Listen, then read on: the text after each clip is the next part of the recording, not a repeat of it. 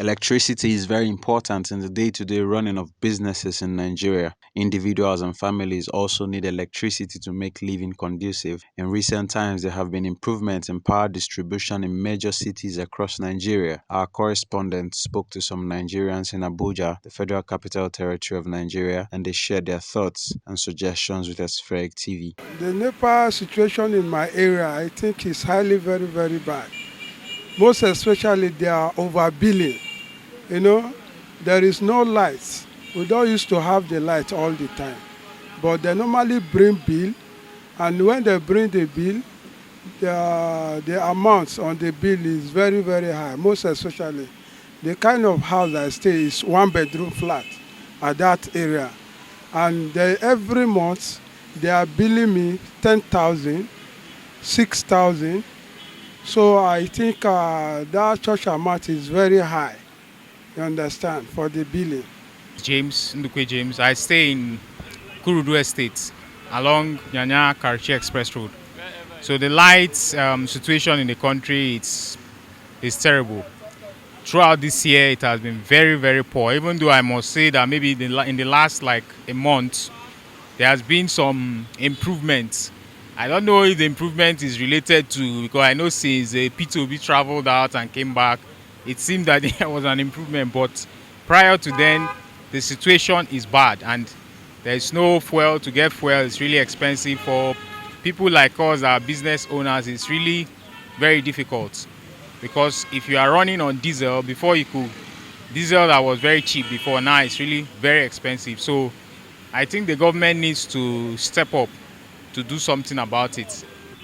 Okay, I stay at Mpape, Katampe 1 to be precise. Concerning light and electricity, we do have 24 hours lights. Though I use meter, but before units for 1,000 naira used to be like 20 something or 30 thereabout. But now I think for 1,000 naira we are having like 16 units. It doesn't last like it used to. Before, maybe if you recharge like 1,000 naira and you don't use much, is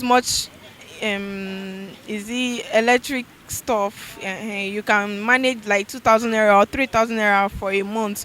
But now, since they have cut down the units and not this thing, 1,000 naira doesn't even last up to a week. So that is it. Nigerians want the electricity tariff to be regulated considering the harsh state of the economy.